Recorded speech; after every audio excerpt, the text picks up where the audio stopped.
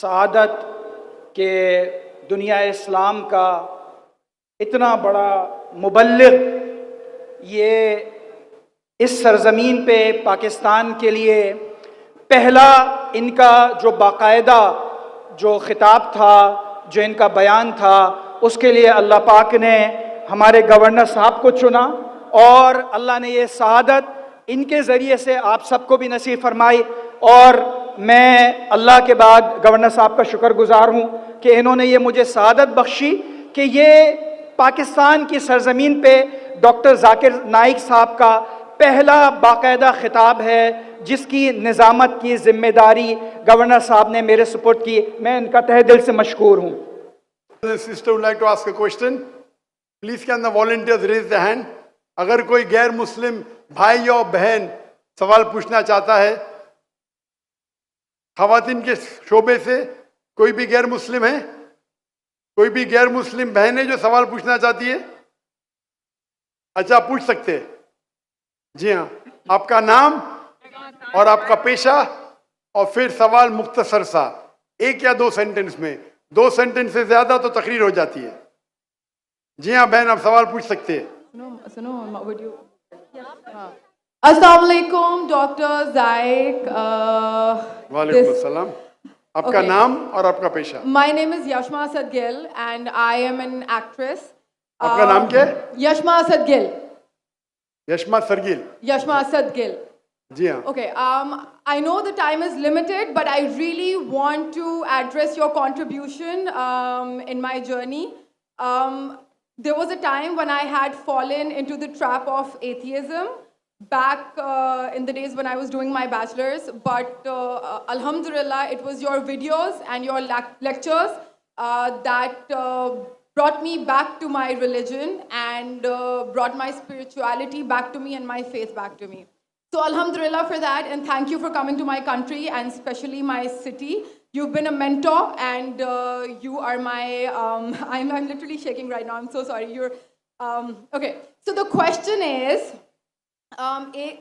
pardon me if I say anything wrong because my knowledge is limited, but at the time when I was doing my research and I came across your lectures, there was everything else that I could understand, but one question still remains, which is that this concept of predestination, and then there is this one concept of us human beings and Jannat having free will, right?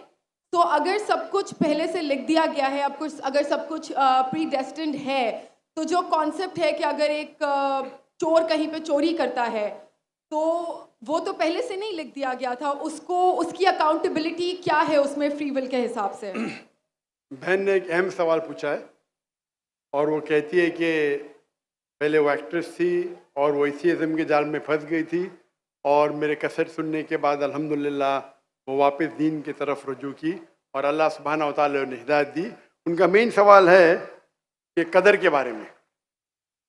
मैं आपको मुबारकबाद देना चाहता हूँ कि आप एक film industry से वापस सही रास्ते पे आए। बहुत मुश्किल है, अगर मीडिया के जाल में फंस जाते तो निकलना मुश्किल है, लेकिन अल्लाह ताला काफ़ी लोग को हिदायत दे रहा है। आपको भी अल्लाह ने हिदायत दी। जहाँ तक ये सवाल है, उनका सवाल है कदर के बारे में, अबाउट डेस्टिनी, फ्री विल, कि अगर अल्लाह सुब्हानहू व तआला ने मेरे तकदीर में लिखा कि मैं शराब पीऊँगा और मैं शराब पीता हूँ, तो कौन जिम्मेदार?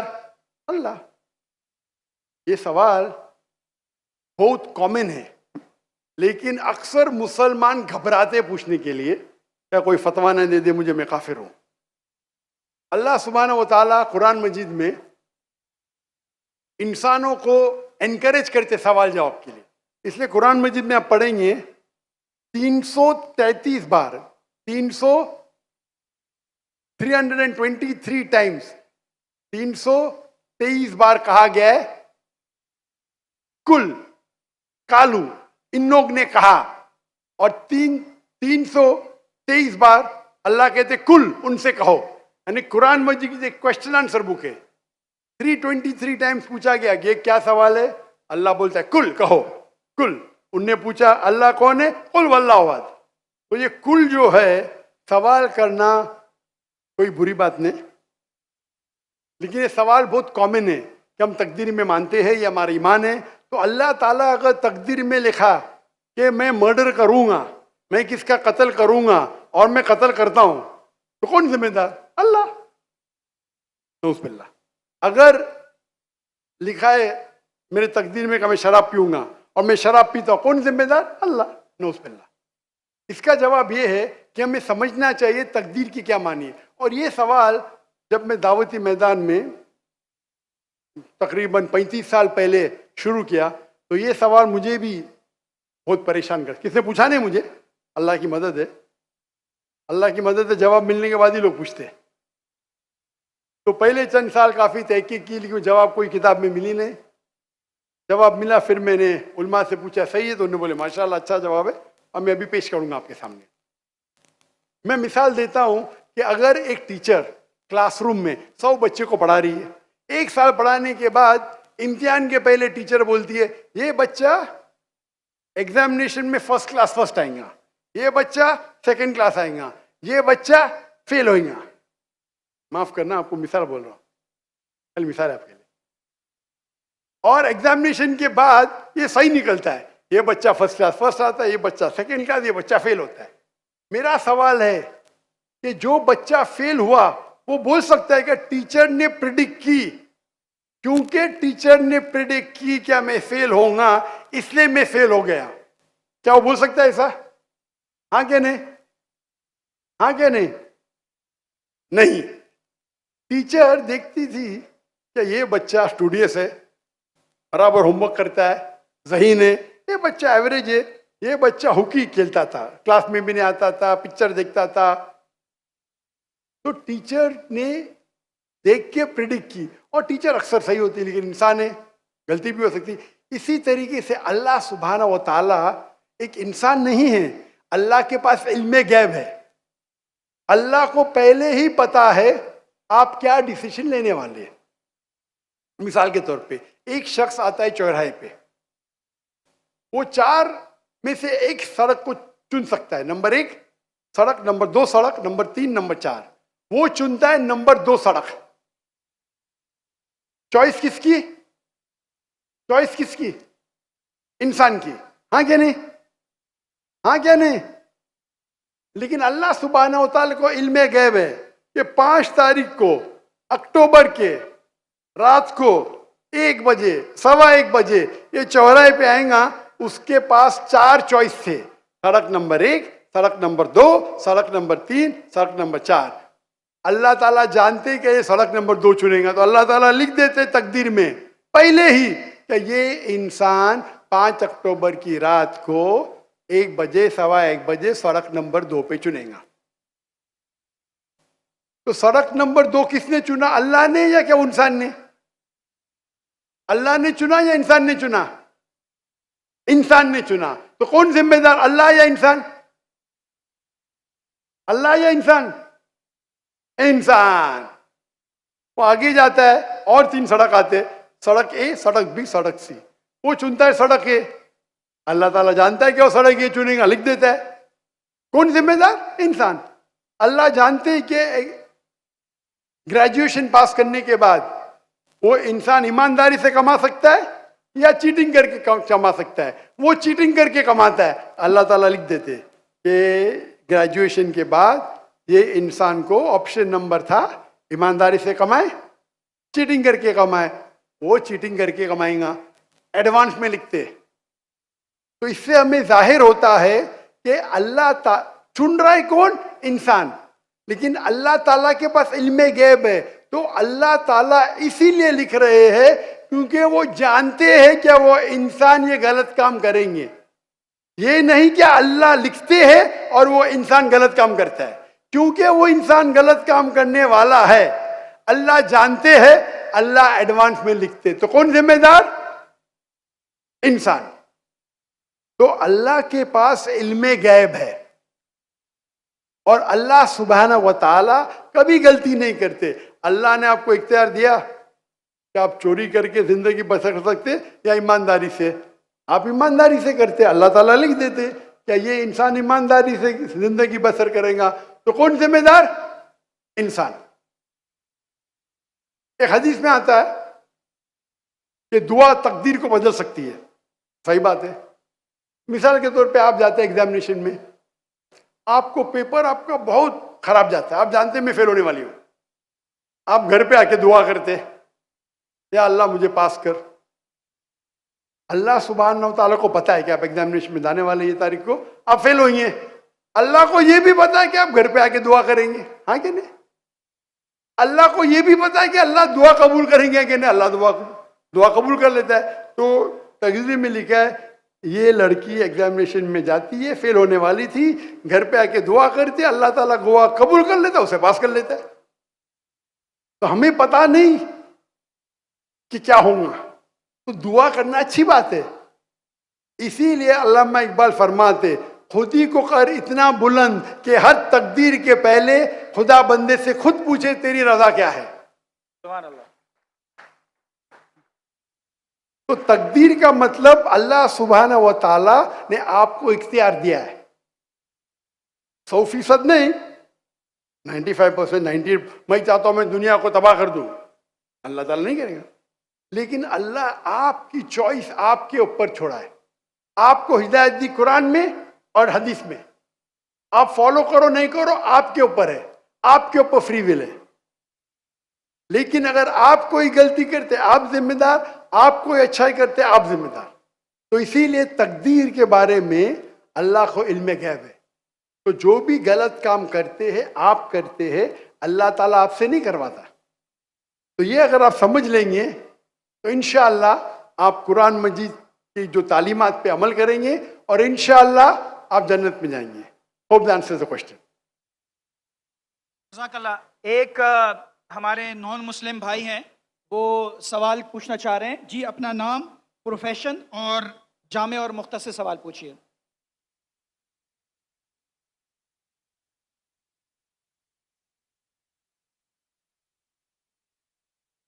जी, ये इनका माइक प्लीज ऑन कर दीजिए। अलावा बाकी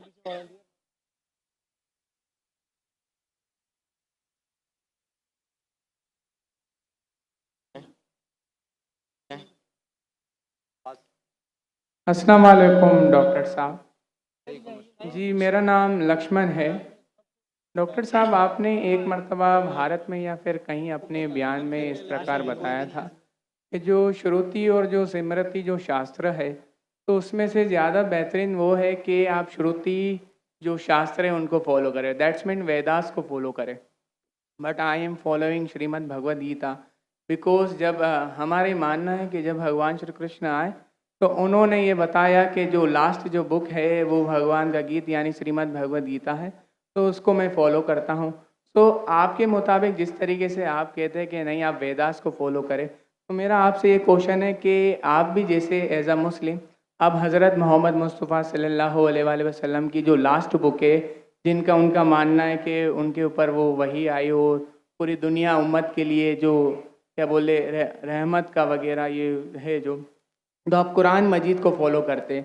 तो आप अगर खुदा की लास्ट बुक फॉलो करते हैं तो एज आप परफेक्ट है, और अगर मैं ऐसा करता हूँ श्रीमद् भगवद गीता को फॉलो करता हूँ तो आप कहते हैं कि इम्परफेक्ट है। भाई लक्ष्मण का बहुत अच्छा सवाल है। वो कहते हैं कि मैंने तकरीर में इंडिया में कहा हूँ कि हिंदुज़म में 2 किस्म की किताबें हैं, श्रुति और स्मृति। श्रुति मतलब जो भगवान की तरफ से डायरेक्ट आती है, और स्मृति मतलब इंसानों की लिखी। ये दोनों में से श्रुति जो भगवान की तरफ आती है, जो भगवान की तरफ से आती है, वो ऊंची किताब है।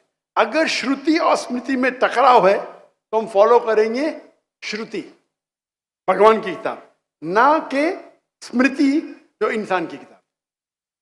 भाई साहब सवाल पूछते हैं कि मैं फॉलो करता हूँ भगवद गीता जो आखिरी किताब है, आप फॉलो करते हैं कुरान जो मोहम्मद सल्लल्लाहु अलैहि वसल्लम की आखिरी किताब है, तो फ़र्क क्यों? भाई साहब आपको थोड़ी गलतफहमी है।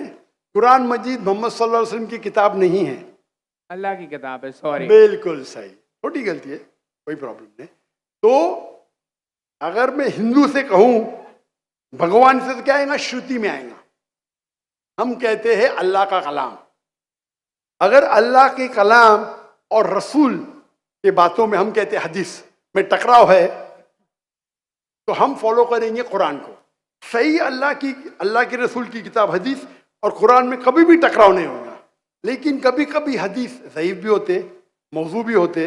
अगर टकराव है तो हदीस सही नहीं हो सकती। तो लेकिन कुरान और हदीस दोनों का हमें फॉलो करना चाहिए, लेकिन हायर लेवल पे है कुरान।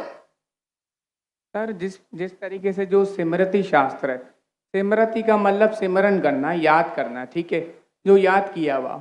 तो अगर मैं आपके ही परसेप्शन से बात करूँ तो जो कुरान मजीद है वो आप सल्लल्लाहु अलैहि वसल्लम को वही आई, तो वो याद करते थे, फिर वो सुनाते थे। तो आप भी एक तरीके से सिमरती शास्त्र फॉलो करते, ये मेरा क्वेश्चन है। नहीं, हम दोनों को याद करते हैं, हदीस को भी याद करते हैं, कुरान को भी याद करते हैं। लेकिन याद करने में हम जानते हैं कि कुरान मजीद अल्लाह का कलाम है। कई मिसालें, कई प्रूफ है। मैं लेक्चर दिया हूँ, is the Quran God's word. याद हम दोनों को करते हैं। याददाश्त से साबित नहीं कर सकेंगे तो सही हो ही नहीं सकती। सही हदीस के भी कोई मुहद्दिस है, वो बोलेंगे मैंने सुना इनसे, फलाना से, फलाने से, फलाने से, फिर जाएगा साहबा इनके पास, फिर जाएगा साहबा के पास, फिर जाएगा अल्लाह के रसूल के पास। उसी तरीके से कुरान मजीद में भी मैंने सीखा मेरे वालिद से, मेरे वालिद ने सीखी उनके उस्ताद से, जाएगा फिर जाएगा साहबा के पास, साहबा से जाएगा अल्लाह के रसूल के पास। आप समझ रहे ना? तो दोनों का याद करने का तरीका सेम है, लेकिन एक है अल्लाह की किताब, एक है रसूल का कहना और रसूल के अमाल, उसे कहते हैं हदीस। तो दोनों में फर्क है, दोनों याद की जाती है। आप समझ रहे ना? समझ रहा हूं, लेकिन एक है अल्लाह की तरफ से, एक है रसूल की तरफ से। तो सर इसी तरीके से जो हमारी जो किताब है श्रीमद् भगवद गीता, वो भी जैसे आप जो फर्स्ट प्रायोरिटी जो आपकी कुरान मजीद है, तो इसी तरीके से हम भी जो सिमरती में जो परफेक्ट जो वन है उसको श्रीमद् भगवद गीता समझते हैं। जानता हूं मैं, लेकिन आप कोई भी हिंदू स्कॉलर से पीछे उससे पूछिए श्रुति ऊंची है क्या स्मृति, वो कहेंगे श्रुति। भगवद गीता जैसे सर श्रुति शास्त्र में भी आ सकता है, क्योंकि अगर वेदास के मुताबिक जो हमारे श्री कृष्ण है वो भगवान के अवतार है, तो भगवान ने जब खुद भगवद गीता को बोला तो वो फिर सिमरती में कैसे काउंट होगा? वो आपके पंडित से पूछिए। भगवद गीता महाभारत का एक पार्ट है। Yes, I know, I am the follower Prabhupada. बराबर, आप स्वामी प्रभुपाद की गीता पढ़ चुका हूं मैं, ट्रांसलेशन पढ़ चुका हूं मैं।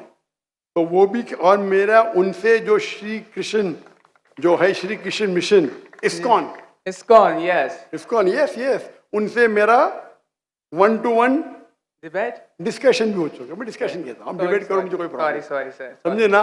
उन्होंने भी माना क्या ये श्रुति है, श्रुति है ना, श्रुति है, सॉरी, वो माना स्मृति है। लेकिन क्या कहते स्वामी प्रभुपादा, यस, क्या कहते वो? Bhagavad Gita is the nectar of Veda. Yes, nectar, yes, nectar of Veda मतलब वेद का निचोड़। भाई साहब, आप बात करेंगे, मैं बात करेंगे। Sorry sir, sorry.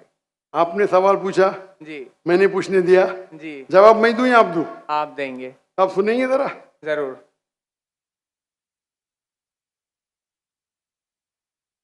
तो स्वामी प्रभुपादा कहते हैं, वो कहते हैं कि वेद जिस तरीके से गाय है, वेद गाय है, उसका दूध निकालते वो है भगवद गीता। बराबर? वो कहते, मैं मानू न मानू अलग बात है। तो मैंने उनसे कहा, एक होती है स्मृति जो भगवान की तरफ से है, एक है इंसान की तरफ से लिखी गई किताब। भगवान से लिखी गई किताब का निचोड़ एक इंसान लिखे तो क्या भगवान की किताब से अच्छा हो सकता है? और जवाब है नहीं, बिल्कुल नहीं हो सकता। अगर भगवान की किताब कुरान मजीद है, एक इंसान उसको समराइज करके लिखेगा, कोई भी तर्जुमा कुरान का 1% भी नहीं है। तो तर्जुमा है वो इंसान के तरफ से। Quran is the most untranslatable book in the world, क्योंकि कुरान इतनी महान किताब है। इंसान जब तर्जुमा करता है, कोशिश करता है कि उसका ग्लिम्स दे, तो कोई भी ये नहीं कह सकता है कुरान का तर्जुमा कुरान से बेहतर है, हो ही नहीं सकता है। तो जब मेरा बहस हुआ, इस्कॉन बोला डॉक्टर साहब आप बिल्कुल सही कहते, लेकिन ये हमारा मानना है। तो मैंने उनसे कहा, अगर वेद कॉन्ट्रडिक्ट करे भगवत किसमें मानेंगे? वेद में ही मानना चाहिए आपको। कॉन्ट्रडिक्ट नहीं किया तो अलग बात है, आप समझ रहे? तो वेद इज द हाईएस्ट बुक, सबसे ऊंची बुक वेद है। वेद के बाद आते उपनिषद। स्मृति में स्मृति में सबसे ऊंची है भगवत गीता, स्मृति में, बस श्रुति से ऊंची नहीं है।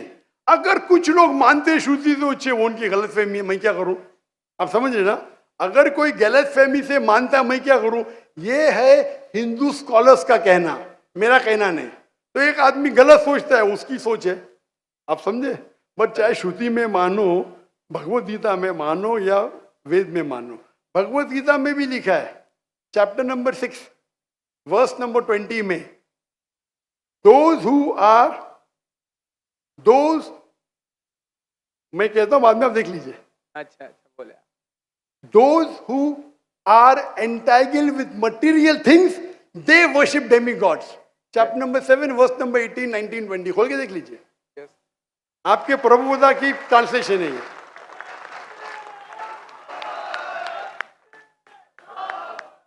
क्या those who worship demigods, they will go to the demigods. They are materialistic people. और ये वर्ड materialistic ट्रांसलेशन है स्वामी प्रभुदा का संस्कृत से। तेरा सर ये चैप्टर नंबर 9 है, सॉरी, वर्स नंबर 25, यान्ति देवाव्रतान वो नहीं, आप चैप्टर नंबर 7 देखिए। आप क्यों 9 खोल रहे? आपको 7 और 9 में फर्क लगता है क्या? ये अच्छी बात है, मैं 7 कोट करो, आप 9 में जा रहे।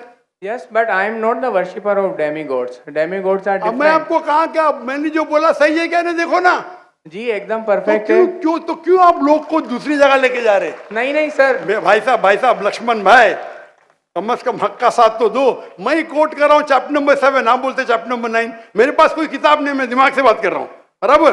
तो आप अगर मैं 7 कोट करूँ, आप मुझे नहीं डॉक्टर साहब चैप्टर नंबर 9।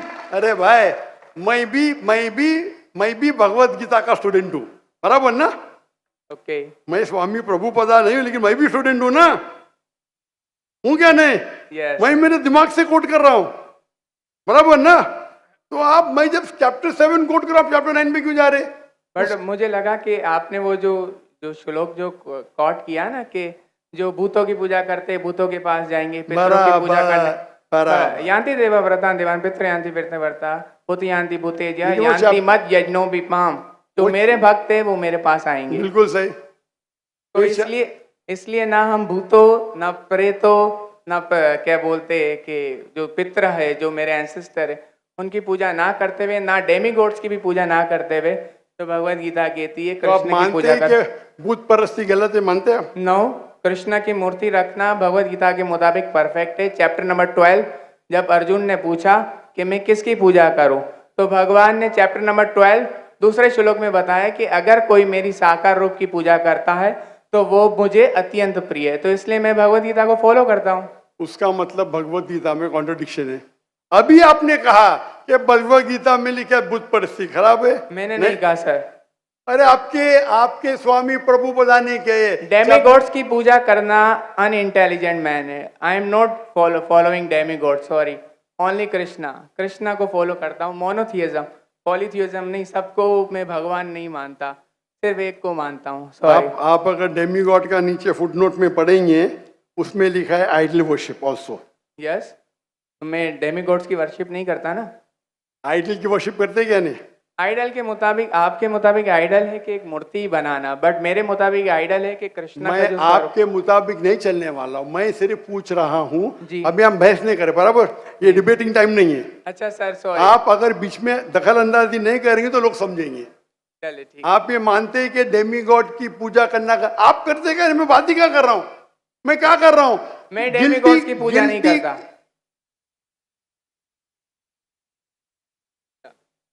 भाई साहब, मैंने आपको मौका दिया सवाल पूछने का, जी सर। आप मुझसे डिबेट करना चाहते क्या? No sir. तो ये रूल को तोड़ना सच अच्छी बात है। आप हमारे रूल को तोड़े क्या नहीं? नहीं सर, अभी आप बोले मैं सुनूंगा। तोड़े क्या? हाँ क्या नहीं? तोड़े क्या नहीं? और मैं तो माशाल्लाह सब्र कर रहा हूँ, क्योंकि मेरा गैर मुस्लिम भाई मेरे सामने खड़ा है, मेरा हिंदू भाई सामने खड़ा। मुसलमान होता वही भाई, मुसलमान होता था ना, मैं बोलता था हट जा भाई, क्योंकि तुम मेरे गेस्ट ऑफ ऑनर है। मैं सब्र कर रहा हूँ, मैं आपकी इज्जत कर रहा हूँ, लेकिन इज्जत करने का मतलब नहीं कि आप सब लोग का टाइम, हजारों लोग है इधर, बराबर ना? मैं तो खाली वेद के बारे में कह रहा हूँ, मैं कह रहा हूँ भगवत गीता के बारे में। अगर भगवत गीता और वेद में टकराव है, वेद में लिखा है, Shvetashvatara Upanishad chapter number 4 verse number 19, नातस्र प्रतिमास्ति. Yajurveda chapter number 32 verse number 3, नातस्र प्रतिमास्ति. प्रतिमा means अक्ष, ट्रांसलेट करेंगे तो हो जाता है फोटोग्राफ, पेंटिंग, आइडल, स्टैच्यू. नातस्र प्रतिमास्ति, वो खुदा, वो भगवान की कोई प्रतिमा नहीं, कोई फोटोग्राफ नहीं, कोई पेंटिंग नहीं, कोई पिक्चर नहीं, कोई आइडल नहीं, कोई स्कल्पचर नहीं. अभी मैं कोट कर रहा हूं वेदा. अगर वेदा और भगवत गीता में टकराव है तो हिंदू मजहब के हिसाब से आपको फॉलो करना चाहिए वेदा. आप नहीं करते, मैं क्या करता हूं? मैं जबरदस्ती नहीं कर सकता हूं. जी सर, मैं भगवत गीता फॉलो करता हूँ. करो ना, आपको जिसको फॉलो करने का करो, लेकिन मैं तो आपको बोल सकता हूँ ना क्या मैं जानता हूँ इल्म के बारे में. समझ गया. आपको भगवत गीता को फॉलो करने का है, स्वामी प्रभुदा को फॉलो करने का है, स्वामी प्रभुदा को पूछने का है. मैं थोड़ी रोक सकता हूँ.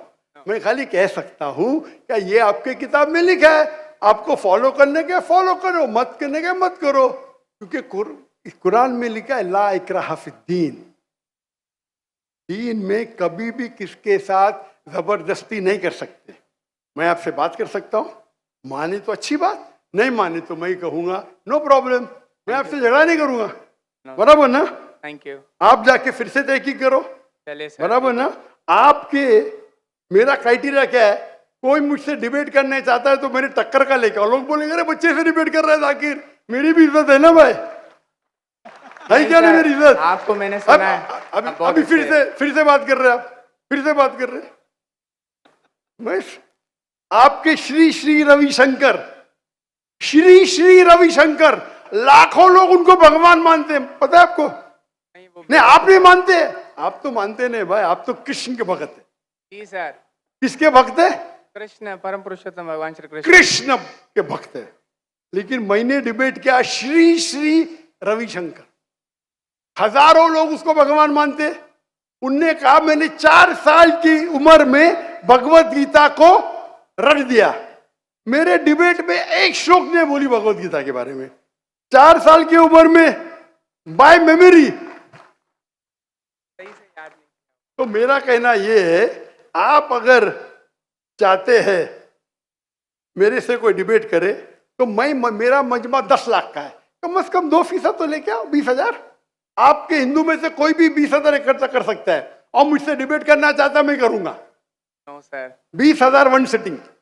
बराबर. और कई हिंदू है, आपके जग्गी वासुदेव, आपके रामदेव बाबा, आपके श्री श्री रविशंकर, उनको $1 मिलियन देंगे तो भी नहीं डिबेट करेंगे मेरे साथ.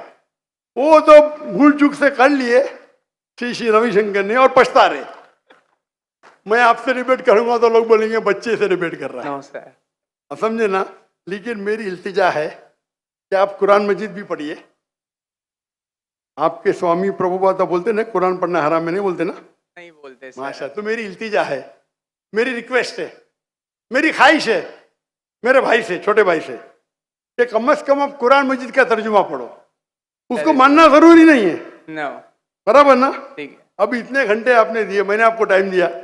मेरी एक रिक्वेस्ट है, खुले दिल से कुरान मजीद पढ़ो. उसके बाद कोई मजबूरी नहीं मानना है मत मानो. आपको कोई, जिस तरीके से मैंने भगवत गीता पढ़ा, यस, एक बार नहीं कई बार, और सबसे ज्यादा पसंद मुझे स्वामी प्रभुपदा की भगवत गीता, इस्कॉन की है. धन्यवाद सर. बराबर ना? Thank you. तो आप तो कम से कम एक बार पढ़ो कुरान मजीद.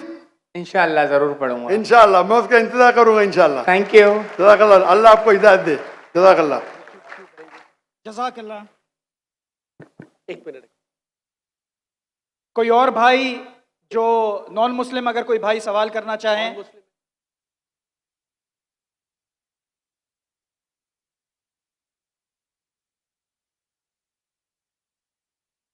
कोई और नॉन मुस्लिम भाई या मेरी बहन सवाल करना चाहे? नॉन मुस्लिम, पहला हक कोई नॉन मुस्लिम भाइयों का है. अगर वो ना हो तो फिर हम जाएंगे अपने मुस्लिम बहन भाइयों की तरफ.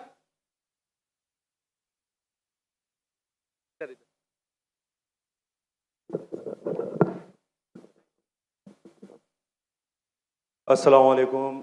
My name is Abdul Basit Rind.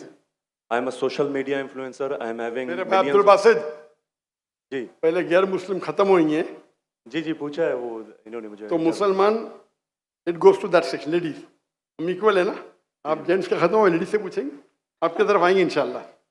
इन्नल्लाह मा साबरीन। इन्नल्लाह मा साबिरीन। जी हाँ बहन जी, अगर कोई गैर मुसलमान बीच में भी पूछना चाहता है तो वो लाइन तोड़ के आगे आ सकता है, इंशाल्लाह उनके सवाल का हम पहले जवाब देंगे। जी हाँ बहन, आप पूछ सकते हैं।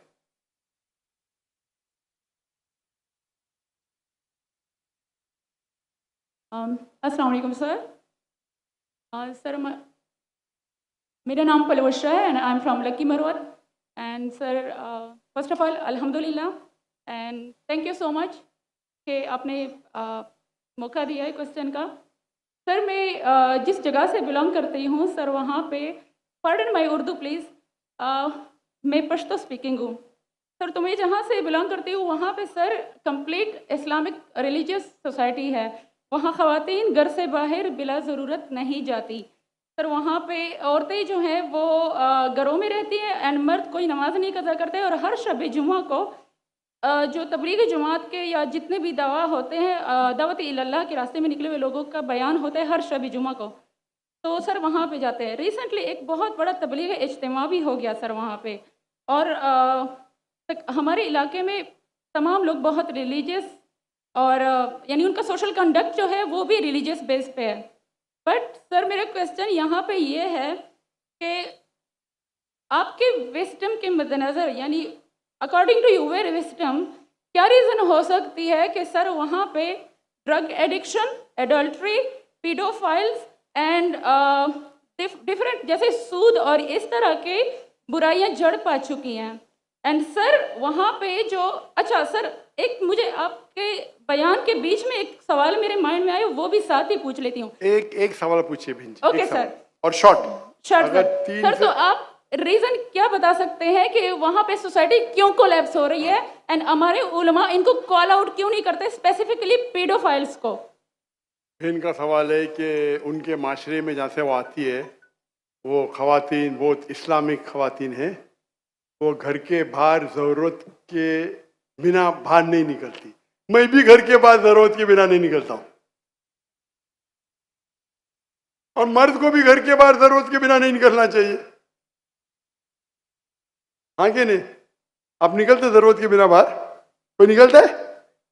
यहाँ भी नहीं निकलते माशाअल्लाह। आपका सवाल है कि आपके माशरे में माशाअल्लाह बहुत इस्लामिक है, इज्तिमा होता है, लेकिन वहाँ पीडोफाइल, अगर मैं सही सुना हूँ, बहुत कॉमन है। Exactly sir. और आपने कहा कि जिना भी कॉमन है? जिना सर अभी होता जा रहा है, बढ़ता जा रहा है। एंड स्पेसिफिकली पीडोफाइल्स जो कि बच्चों को मैनिपुलेट कर लेते हैं और वो फिर उन बच्चों को, वो जब बड़े होते हैं तो अगेन ये साइकिल चलता जा रहा है सर। ये बहुत बड़ा गुनाह है जो वहाँ होता है। बहन जी आपके कोई सवाल में तकरार है। आप कहते मेरा माशरा इस्लामिक है, फिर बोलते पीडोफाइल है।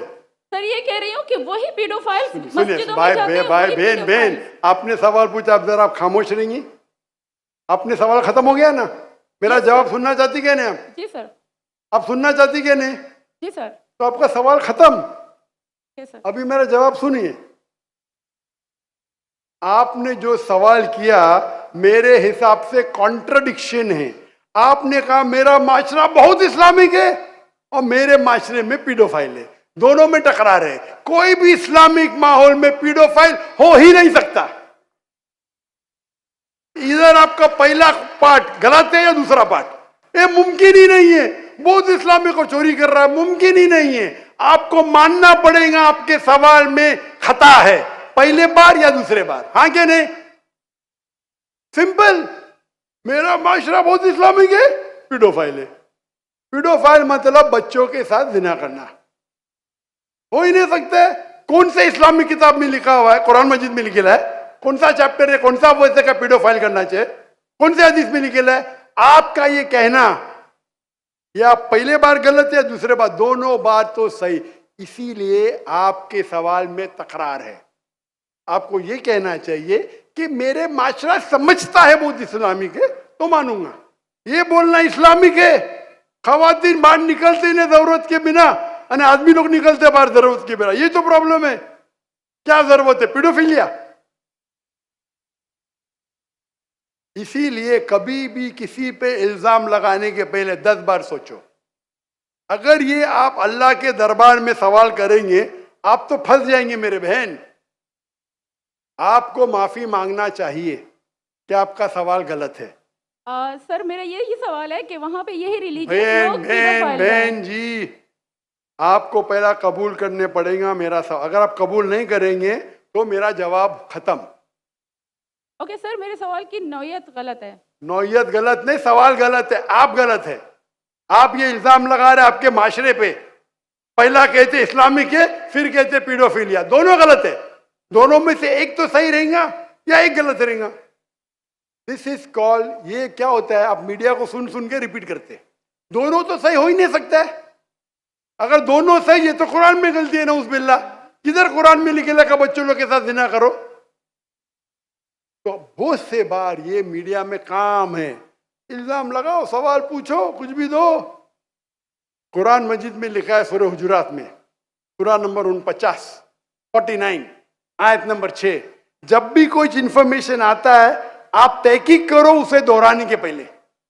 आप सारे मजमे में दोहरा रहे हैं, हजारों का मजमा है, 20,000 25,000, और आप ये कह रहे हैं मेरा इस्लामिक माशरा है, फिर कोई पीडोफिलिया है, अने आप इस्लाम पे तोहमत लगा रहे मेरी बहन, और आप माफी भी नहीं मांग रहे। ये होता है, गलती बोलने के बाद भी माफी मांगने को होता है नहीं। और can you have the next question? दूसरा सवाल।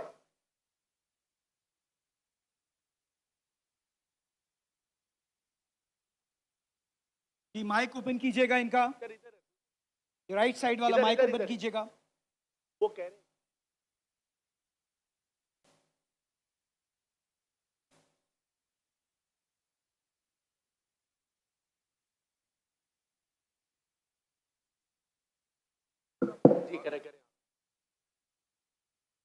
Assalamu alaikum. My name is Abdul Basit Rind. I'm a social media influencer. I'm having millions of followers different on different platforms, social media platforms. मेरा सवाल ये है कि मैं एक मुस्लिम घराने में पैदा हुआ। मेरे माँ बाप जो है मुसलमान थे। मैं एक मासूम बच्चा, मुझे तो कुछ भी नहीं पता। मैं जब पैदा हो के जवान हुआ तो मेरा जो दिल है वो उसी चीज़ को तस्लीम करता है जो मेरे माँ बाप ने मुझे सिखाया। क्योंकि मैं मुस्लिम फैमिली में पैदा हुआ तो मैं इस्लाम को दिल से सच्चा समझता हूँ।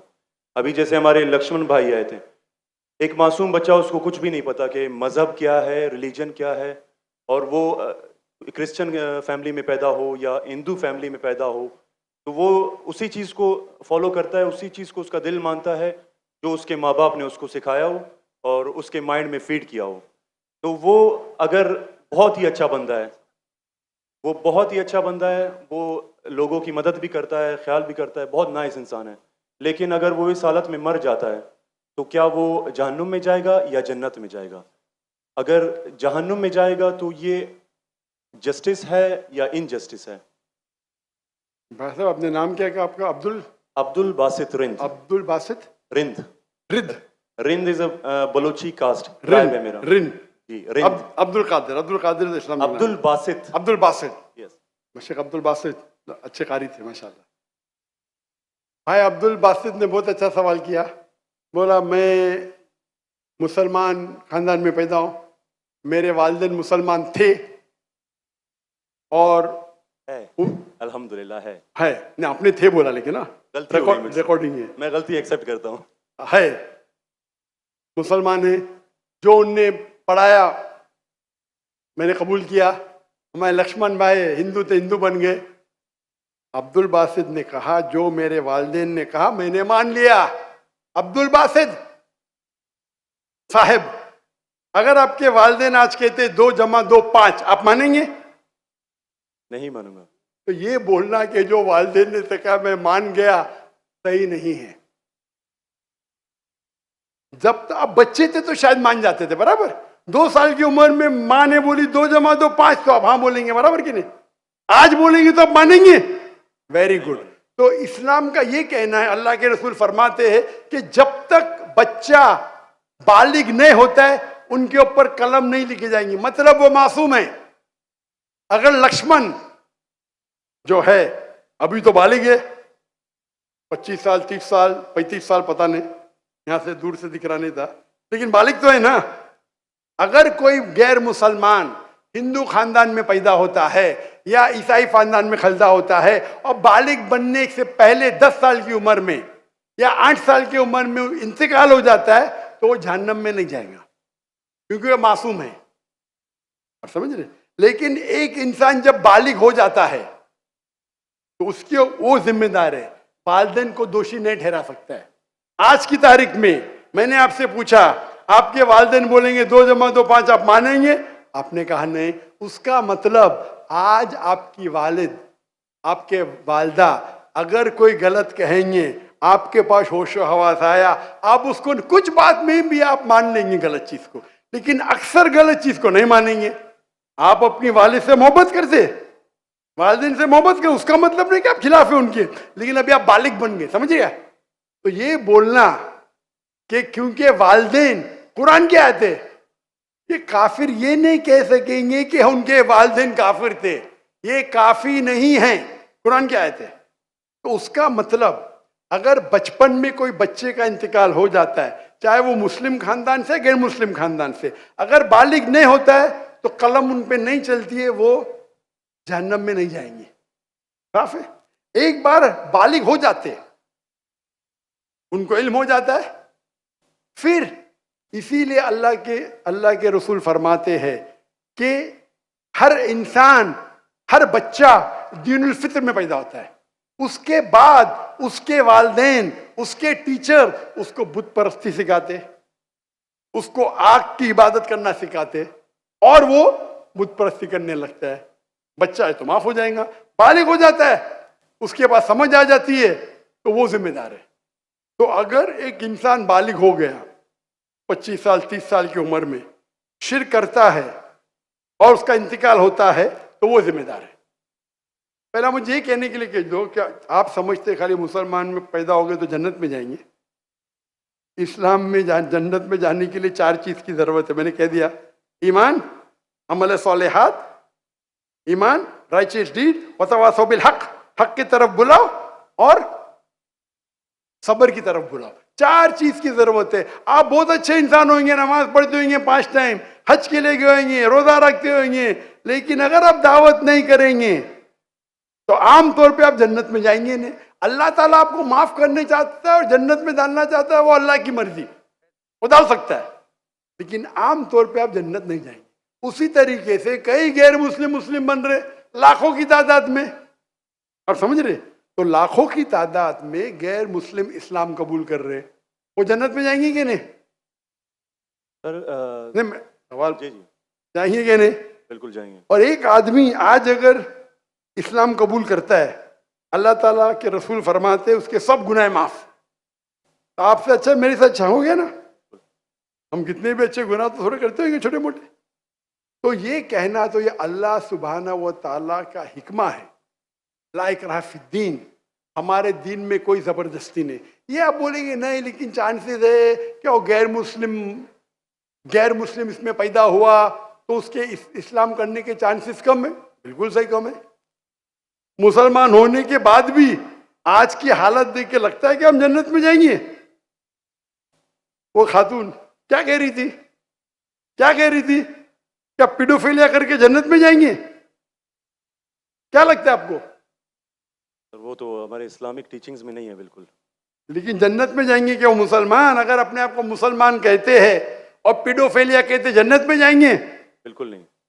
अगर वो खातून सही है, क्या पीडोफिलिया है, तो उनका पहला सवाल का हिस्सा गलत है। वो मुसलमान है ही नहीं। हाँ, नाम के होंगे, कलमा पढ़ते होंगे, लेकिन ये कहना कि हम लोग दीनी हैं, ये गलत है। अगर वो इस्तिगफार करे, अल्लाह ताला माफ कर सकता है उनको, कोई भी गुनाह।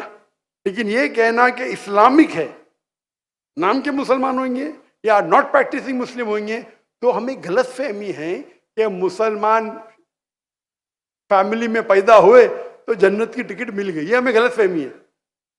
मैं भी जिद्द हो, मुझे भी पता नहीं मेरी जन्नत की टिकट है, इसीलिए मेहनत करता हूँ, रात रात जागता हूँ, दुआ करता हूँ अल्लाह ताला कबूल फरमाए। अल्लाह के रसूल हर रोज 70 बार इस्तिगफार करते थे। कितने बार? 70 बार।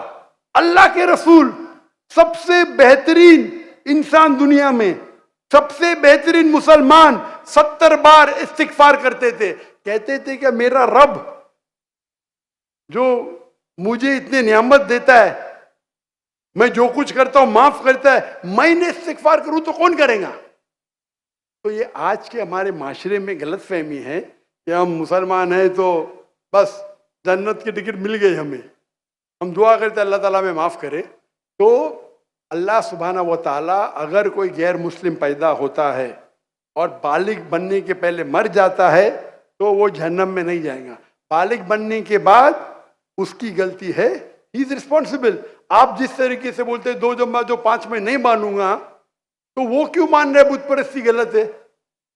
और मेरे हिसाब से 2 जमा जो 5 और बड़ी गलती है बनिस्बत बुत परस्ती करना। आप समझ रहे?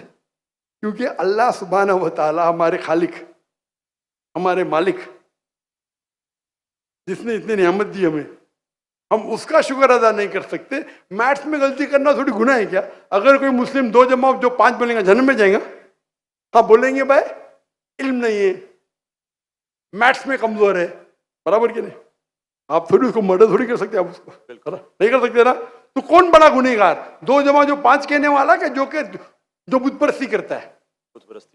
अल्लाह ने हमको इतनी नियामत दी, बराबर, हम अल्लाह का शुक्र अदा करते? कितने लोग शुक्र अदा करते कि अल्लाह ने हमें इतना अच्छा घर दिया, इतने अच्छे कपड़े दी, इतने अच्छे गाड़ी दी, खाना दिया? हम कितने बार शुक्र अदा करते? कितने बार हम शुक्र अदा करते? पानी पीना, अगर कुछ दिनों के लिए 2-3 हफ्ते के लिए पानी नहीं मिला मर जाएंगे, कितने बार शुक्र अदा करते? मैं पूछना चाहता हूं इतने बड़े मजमे से कितने लोग ने अल्लाह का शुक्र अदा किए कि हमें सांस, ऑक्सीजन दे रहा है? कितने लोग ने शुक्र अदा किया? अल्लाह का हाथ ऊपर करो। सांस के लिए, सांस के लिए, सांस के लिए, पानी के लिए नहीं, पानी के लिए नहीं। जो अल्लाह ताला हमें एयर दे रहा है ताकि हम जी सके, आधे घंटे के लिए हमें हवा नहीं मिलेंगे मर जाएंगे, कितने लोग ने शुक्र अदा किया अल्लाह का? सांस के लिए 4-5% है माशाअल्लाह। शायद आपने मेरा लेक्चर सुने, आपने लेक्चर सुने थे what is the purpose of life?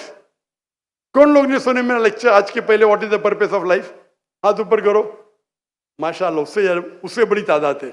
मतलब अपने अगर लेक्चर सुने तो लेक्चर में बोलता हूं मैं, यहां जरा वक्त की किल्लत थी तो लेक्चर के बाद बोल रहा हूं मैं। जो सांस लेते उसका तो शुक्र अदा करना चाहिए। तो हम कितने नाशुक्र अदा है, हम कितने एहसान फरामोश है। अल्लाह ताला फरमाते जब अल्लाह ताला आपके सारे मुश्किलात दूर करता है, अल्लाह को भूल जाते, मुश्किल में आते फिर से अल्लाह को याद करते। तो रिगार्डिंग अ क्वेश्चन, अगर आप गैर मुस्लिम बालिग हो जाता है, होने के बाद उसे माफ़ी नहीं, होने के पहले माफ़ी है। सर ये मैं आई एम लकी कि मैं मुस्लिम फैमिली में पैदा हुआ, मुझे ये सारी बातें पता चली। लेकिन बराबरी में अगर कोई क्रिश्चियन फैमिली में पैदा हो जाता है तो ये उसकी तो गलती नहीं है कि वो उस फैमिली में पैदा हुआ, उसके लिए तो ज्यादा मुश्किल है। आपने मेरा सवाल का जवाब सुने क्या नहीं सुने? जी जी बिल्कुल सुना, बिल्कुल मैंने जवाब दिया क्या नहीं इसका? सर लेकिन मतलब पैदा होने पे तो उसका हक नहीं है, वो मुस्लिम में भी पैदा हो सकता है और उसमें भी। आपने मेरा जवाब सुने कि नहीं सुने? सुना बिल्कुल। मैंने आपका सवाल का जवाब दिया कि नहीं? दिया बिल्कुल। तो दिया तो फिर से क्यों दोहरा रहे? मैंने साफ कह चुका हूं, मुसलमान फैमिली में पैदा होना जन्नत की टिकट नहीं है, और गैर मुसलमान फैमिली में पैदा होना जहन्नम की टिकट नहीं है। लेकिन उसके लिए ज्यादा मुश्किल होगा ना जो क्रिश्चियन होगा। आपको लगता है, आपको लगता है, क्योंकि आपको गलत फहमी है कि मैं 100% जन्नत में जाऊंगा। मुझे तो, मैं मेहनत क्यों कर रहा हूं, क्यों मैं दुनिया भर घूम रहा हूं, क्यों? अल्लाह के रसूल फरमाते जो ला इलाहा इल्लल्लाह मोहम्मद रसूलुल्लाह कहता है वो जन्नत में जाएगा। लेकिन कलमा पे अमल तो करना चाहिए। हम जो मुसलमान के हालात देख रहे, मुझे लगता तो नहीं है। बिल्कुल नहीं। आप समझ रहे मेरे जवाब को? जी मैं समझ रहा हूँ बिल्कुल। हम 25% है, कितना? 25%। 2 बिलियन, 2 बिलियन कितने अरब होते? 2 अरब, 2 अरब, 2 अरब, अरब तो बहुत है यहाँ। तो ये हमारी गलत फहमी है। हम गलत फहमी के शिकार है कि हम जन्नत में जाएंगे। हम कह रहे थे इंशाअल्लाह अल्लाह हमारे गुनाह को माफ़ करेगा तो इंशाअल्लाह जन्नत में जाएंगे इंशाअल्लाह। तो ये अल्लाह सुब्हानहू व तआला का फरमाते कुरान मजीद में, कोई भी काफिर अल्लाह के जस्टिस को डिनाई नहीं करेगा। ये नहीं कहेगा कि मेरे से नाइंसाफ, जिस तरीके से आप बोल रहे हो, वो कहेगा अल्लाह ताला मुझे और एक मौका दे दे। अल्लाह बोलेंगे खत्म हो गया टाइम, इस दुनिया में बहुत मौके दिए, बराबर ना, बहुत से लेक्चर मिले, हो सकता है जाकिर नायक का लेक्चर सुना। अभी मेरे लेक्चर सुनने के बाद लक्ष्मण मेरे लेक्चर सुनने के बाद बुत परस्ती कंटिन्यू करेगा, आप उसे दोषी ठहराएंगे कि नहीं? बिल्कुल, आपने लॉजिकल बताया कि अगर वो आखिरत में बोलेगा अल्लाह ताला मुझे पता ही नहीं था बुत परस्ती गलत है, अरे मैं तो स्वामी प्रभुपदा की बात माना, वो डॉक्टर साहब की बात नहीं माना, फंस जाएगा कि नहीं? और आपको शायद पता नहीं, डॉक्टर जाकिर नाइक की बात आज की तारीख में करोड़ों गैर मुस्लिम सुनते, करोड़ों, सुभान अल्हम्दुलिल्लाह। तो अगर मेरी बात है, मैंने कहता हूं कि मैं बहुत महान हूं, मैं छोटा सा दाई हूं, अल्लाह से फरमाता हूं, तो हमारा ये फर्ज है जो भी गैर मुस्लिम मिले उनको बोलो। आपने कितने गैर मुस्लिम को दावत दी? आप यूट्यूब इन्फ्लुएंसर है, मैं आपकी जाती जिंदगी में जाना नहीं चाहता हूँ। यूट्यूब इन्फ्लुएंसर अच्छे भी होते, खराब भी होते, इस्लामिक भी होते, गैर इस्लामिक भी होते। मेरा अब भी यूट्यूबर से ये चैट हुआ था, पॉडकास्ट, बराबर ना। तो ये चीज़ है कि आप देखना चाहिए, आप यूट्यूबर, मैं भी यूट्यूबर इन्फ्लुएंसर हूँ। आपके कितने मिलियन है फेसबुक पे? टिकटॉक पे 3.7 मिलियन है। टिकटॉक तो मुझे बैन कर दिया क्योंकि मैंने मेरे चाइनीज भाइयों की तरफ से क्या, तो मुझे बैन ही कर दिया। तो एक अपने गवर्नर साहब के बेटे, मेरे बेटे, उनके बेटे ने परसों मेरी वीडियो ली, पॉडकास्ट ली, बोले वाह अब्बा 1.5 मिलियन पहुंच गया, मॉर्निंग में आउट। बोले अरे काट दिए क्यों? मैं बोला भाई टिकटॉक और मेरी टिकटॉक से दुश्मनी ने, टिकटॉक को मेरी से दुश्मनी है। आप समझे ना? आपके 1.5 मिलियन चंद घंटे में, इनके बेटे के 1.5 मिलियन टिकटॉक पे फॉलोअर्स बहुत है, लेकिन वीडियो ही निकाल दिए क्योंकि मैंने मेरे भाइयों जो है ना वीगर मुस्लिम का सपोर्ट किया। आप भी सपोर्ट करेंगे, आपको भी बैन कर देंगे, तो संभाल के रहना। आप समझे ना? बिल्कुल। अच्छा, मैं इससे टिकटॉक से मैं हुई नहीं। आपके फेसबुक पे कितने इन्फ्लुएंस है, कितने फॉलोअर्स है? फेसबुक पे तकरीबन 1.5 लाख होने वाले हैं। 1.5 लाख होने वाले हैं। मेरे अब भी 24 मिलियन हुए 2 दिन में, माशाल्लाह। 24 मिलियन। तो मैं भी सोशल मीडिया इन्फ्लुएंसर हूं क्या? नहीं, बिल्कुल है। आपके यूट्यूब पे कितने? यूट्यूब पे 265K। 265, माशाल्लाह। मेरे 4 मिलियन अब भी हो गए 2 दिन पहले। माशाल्लाह। मैं भी यूट्यूब इन्फ्लुएंसर हूं ना। तो मेरा पेशा है YouTube influencer, Facebook influencer, social media influencer, तकरीर इन्फ्लुएंसर, इन्फ्लुएंसिंग पीपल टुवर्ड्स अल्लाह। बराबर कि नहीं? अभी आपका यूट्यूब इन्फ्लुएंसर का मौजू क्या है? Influencing towards blogging. लेकिन व्लॉगिंग के बीच में कोशिश करता हूं कि जो इल्म मुझे कभी हासिल हो आपकी वीडियो से, डॉक्टर इसरा साहब की वीडियो से, कोशिश करता हूं कुछ माशाल्लाह। मौजूद लेकिन सही तो ब्लॉगिंग ही है ना। बिल्कुल। मैंने मेरे मेडिकल प्रोफेशन छोड़ दिया, तो ये तो है ना। अगर आप इन्फ्लुएंस करेंगे ब्लॉगिंग की तरफ, बेटर है कि अल्लाह की तरफ। भले आपका जो फॉलोअर्स आधे भी हो जाएंगे, 10% जो मेरी आपकी दरखास्त है, मेरी आपसे इल्तिजा है, आप इस्लामिक यूट्यूब इन्फ्लुएंसर बनो। मे भी आपके फॉलोअर्स 4 मिलियन से 1 मिलियन हो जाएंगे। आपकी जो आपको पैसा मिलता है कब यूट्यूब से? बिल्कुल मिलता है। मैं तो पैसा लेता ही नहीं हूं। मुझे कहते आप अगर फेसबुक पे ऐड लेंगे आपको $50,000 पर मंथ मिलेगा। अरे भाई मुझे जन्नत जाने का है, $50,000 आप मुझे $50 मिलियन भी देंगे तो मैं ऐड नहीं दूंगा। Most of the social media पे ऐड देना हराम है। आपके चैनल पे लड़कियां आ जाएंगी, छोटे छोटे कपड़े में आ जाएंगी। अरे क्यों मुझे जन्नत में जा रहे भाई? मेरे यूट्यूब सोशल मीडिया पे नो मोनेटाइजेशन। कभी कभी किसने स्ट्राइक किया, अगर मैं ऑडियो इस्तेमाल किया विद परमिशन, उसके मैनेजर को पता नहीं तो कभी ऐड आ जाती, गलती से ऐड आ जाती। मेरे हिसाब से मैं भी सोशल मीडिया में I am a expert in social media. No blogging, only logging towards Allah. माशाल्लाह माशाल्लाह। और जरूरत है, अल्लाह ताला मुझे रोज लाखों देता है, तो क्यों मैं यूट्यूब से लूं? भाई यूट्यूब से हराम कमाई हराम है। यूट्यूब के ऐड से अगर आप कमाते हैं, वो ऐड में लड़कियां आ जाएंगी, म्यूजिक आ जाएंगी, ये आ जाएगा वो, आप उसको में भी आप अल्कोहल ऐड को बैन करेंगे। लड़कियां तो बैन नहीं कर सकते ना? कर सकते क्या? नहीं कर सकते। अपने माशरे में पीडोफिलिया फैलेगा इसके वजह से। आप समझ रहे ना? हर इंसान समझता मैं तो इस्लामिक हूं। कमाने का यूट्यूब इन्फ्लुएंसिंग बहुत कम, कमाना तो छोड़ दो, मैं कमा सकता हूं। 24 मिलियन फॉलोअर्स है, बराबर ना?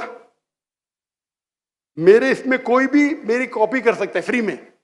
मेरे यूट्यूब के जरिए कितने लोग $10,000 $50,000 पर मंथ कमाते। थंबनेल पे क्या डालते? फोटो डाल देते लड़की का। मेरे इसके पर 5 लाख, उसके इस पे 2 मिलियन। मैं सवाब कमाऊंगा ना, वो क्या कमाएगा? पैसा। पैसा और नर्क। मैं बोला नो कॉपीराइट, पैसा तू कमा भाई, मुझे अजर कमाने दे। मैं अगर हिट करूंगा ना, उसका पैसा मेरे पास आ जाएगा, बराबर कि नहीं? मैं बोलता हूं नो कॉपीराइट। जाकिर नाइक, ऐश्वर्या राय। ये ऐश्वर्या राय कौन है? गूगल करूंगा, अरे बॉलीवुड की एक्ट्रेस है, मुझे क्या पता? समझे ना? मेरा वीडियो लेते हैं, लेकिन मैं क्या बोलता हूं, मेरे वीडियो के ऊपर शैडो बैन। शैडो बैन पता है आपको ना? शैडो बैन है। मैं बोला भाई काम करो, पैसा कमाओ, मुझे सवाब मिलने दो। मैं रील्स करता हूं, मेरा वीडियो पहले 100,000 1 मिलियन, अभी 2,000 3,000। अभी पाकिस्तान में माशाल्लाह बढ़ गया, 1 लाख 2 लाख हो गया, क्योंकि हिट बहुत है। तो मैं बोलता हूं, मैं तुम लोग कमाओ पैसा, मुझे सवाब कमाने दो। We are specialise in social media. हम सोशल मीडिया में स्पेशलाइज्ड है। किस तरीके से थंबनेल बनाना, what is the difference between Facebook, what is the difference between. मैं कहता हूं मैं अल्लाह इन्फ्लुएंसर हूं, अल्लाह सेंटर्ड। मेरी आपसे इल्तिजा है, मेरी आपसे दरखास्त है, मैं मोहब्बत से, मेरे भाई अब्दुल बासित, अल्लाह के तरफ लोग को, अल्लाह ने अगर आपको हुनर दिया है इन्फ्लुएंस करने का, अल्लाह के तरफ इन्फ्लुएंस करो, इंशाअल्लाह आपकी फॉलोइंग डबल ट्रिपल हो जाएंगी इंशाल्लाह इंशाल्लाह। अल्लाह आगे तो। और अल्लाह ताला आपको रिस्क देगा। जो रिस्क है आपके इसमें आएगा, कौन निकाल नहीं सकता है? अल्लाह देखता है हराम का रिस्क है, हलाल का रिस्क। आप समझते हैं कि आप ऐड बंद कर जाएंगी तो रिस्क बंद हो जाएंगी। ऐड बंद करो, रिस्क डबल हो जाएंगी इंशाअल्लाह। अल्लाह ताला के बहुत से दरवाजे खुलेंगे। आप बोले आप मुझसे इन्फ्लुएंस हुए, बिल्कुल सही, टोटल इन्फ्लुएंस नहीं हुए। अगर टोटल इन्फ्लुएंस होते थे तो इंशाअल्लाह आप डॉक्टर इसरार अहमद से इन्फ्लुएंस थे। आप अगर डॉक्टर इसरार अहमद को बोलेंगे ब्लॉगिंग कर रहा हूं, खुश होंगे वो? बिल्कुल भी नहीं। येट अल्लाह आपको हिदायत दे, अल्लाह आपको अजर दे, आप अच्छा काम कर रहे हैं इंशाअल्लाह। खाली थोड़ा ट्विस्ट लेके आइए। तो जिसने मेरा पॉडकास्ट किया, जो भी किया है, मैं उसको भी हिदायत दी। नहीं डॉक्टर साहब, मैंने भी नया चैनल इस्तेमाल किया। अच्छी बात है, करो भाई। एक दिन में 1.2 मिलियन, एक दिन में कितना? 1.2 मिलियन। 1.2 million viewer. मेरे बेटे ट्रैक कर रहे थे, 2 दिन में 2 मिलियन। अब भी पॉडकास्ट लिया, मलेशिया आए थे मेरे पास लेने के लिए। हाँ लो भाई, चलो भाई, पाकिस्तानी है, मोहब्बत करते हैं अल्हम्दुलिल्लाह। अभी 5 मिलियन के ऊपर हो गया एक हफ्ते में, एक दिन में 1.2 मिलियन। जी मैंने वो वीडियो देखी है। अच्छी है क्या? अच्छा लेवल, 1.2 मिलियन एक दिन में, 24 घंटे से कम। अच्छा है कि नहीं? मैंने खुद यही सोचा था कि आपका अकाउंट जो है शैडो बैन है, क्योंकि दूसरों को इतने व्यूज मिल रहे हैं, आपको उतने। हाँ नहीं, मेरा चैनल बैंड है, मैं नहीं बैंड हूँ। टिकटॉक पे मैं बैंड हूँ, टिकटॉक पे पूरा बैंड, क्योंकि मैं, मेरे भाई जो है ना चाइना में, मेरे लिए दिल उनका है। टिकटॉक बैन करेगा क्या फर्क पड़ता है? अल्लाह मुझे बैन नहीं करना चाहिए, बराबर ना? बराबर। मैं बात नहीं करना चाहता हूँ हमारे देश के, मुसलमान देश के, जब प्राइम मिनिस्टर से पूछते विगर मुस्लिम के बारे में, हमको पता ही नहीं। अरे कैसा पता नहीं? आप अगर मुसलमान देश के प्राइम मिनिस्टर है, आपसे पूछा जाता है विगर मुस्लिम के बारे में, आपको बोलता पता ही नहीं। क्या हो गया हमारे माशरे को? अगर हमारे भाई विगर मुस्लिम, उन पे जुल्म हो रहा है, आप बोलते पता ही नहीं। जब मैं डंकी की चोट पे उनको सपोर्ट किया मलेशिया में, टिकटॉक पे बैन नहीं करते किसको, पता है ना? जाकिर नाइक को। तो मेरा गर्व से, अच्छा माशाअल्लाह, शैतान ने मुझे बैन किया, अल्हम्दुलिल्लाह। वहां के दरवाजे बंद तो यहाँ के दरवाजे खुले। अल्लाह ताला टेस्ट करता है आपको, अल्लाह ताला इम्तिहान लेता है आपकी, इम्तिहान लेता है, भाई मैं टेस्ट करूंगा आपको क्या करने का। अल्लाह सेंटर बनो, लोग को अल्लाह की तरफ लेके आओ, अल्लाह इन्फ्लुएंसर बनो, इंशाअल्लाह दुनिया में फायदा होगा कि नहीं होगा, आखिरत में तो आपकी जन्नत confirm. Hope that answers the question. Thank you so much. Thank you. जी बहुत शुक्रिया। ये सेंटर से मैं दरख्वास्त करूंगा, सेंटर में अगर माइक मौजूद है तो इनको मौका दिया जाए। इससे पहले मैं एक पर्स मेरे पास आया, उमर सुफियान है कोई जिनका ये पर्स हो, ये निशानी बता के सिक्योरिटी वाले उसे कलेक्ट कर लें प्लीज़। सेंटर से मैं दरख्वास्त करूंगा, सेंटर में अगर कोई नॉन मुस्लिम भाई हैं तो पहले उनका हक है, वो सवाल करेंगे। अस्सलाम वालेकुम sir, my name is Mohammed Ismail and I am a student. Sir मेरा ये सवाल था कि कुरान में आता है कि दो लोगों के लिए कत्ल की सज़ा सुनाई गई है, एक जो फसाद फिल अर्द करे और दूसरा जो किसी का कत्ल करे। लेकिन जब हम अहादीस का मुआयना करते हैं तो हमें एक दूसरी टाइप भी मिलती है कि जो मर्द और औरत शादीशुदा जिना करें तो उनके लिए भी कत्ल की सज़ा है। तो हमें किस चीज़ को मानना चाहिए?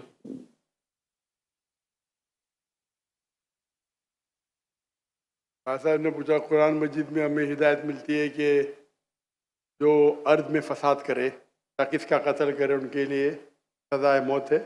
हदीस में मिलती है कि जो जिना करे, शादीशुदा कत्ल है, किस पे अमल करे? दोनों पे अमल करना चाहिए। ये कोई सवाल है? अल्लाह की बात पे भी अमल करो, अल्लाह के रसूल पे। कुरान क्या आती है? अतिउल्लाह रसूल रसूल।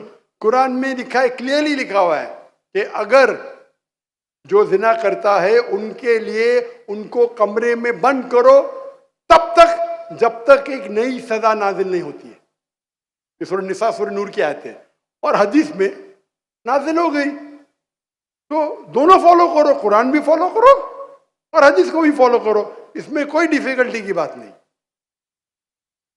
जी अगर बहनों की तरफ से कोई सवाल है मेरी लेफ्ट साइड से तो मैं उनको मौका देना चाहूँगा। अगर कोई गैर मुस्लिम बहन है तो पहले उनका हक है, अगर नहीं है तो फिर आप सवाल कर सकती हैं। अपना नाम बताइए, अपना प्रोफेशन बताइए और जामे और मुख्तसर सवाल, इख्तलाफी सवाल से गुरेज कीजिए। अस्सलाम वालेकुम कामरान भाई साहब, आपका बहुत शुक्रिया। मेरी 18 साल पुराने अपने उस्ताद से मुलाकात का बहुत शुक्रिया। मैं रूहानी उस्ताद मानती हूँ इनको और आपसे दरख्वास्त है कि आप अरबी का कोर्स शुरू कीजिए जिस IIT का करा। मेरी आपसे बहुत बहुत गुजारिश है, अल्लाह आपको अज़र दे।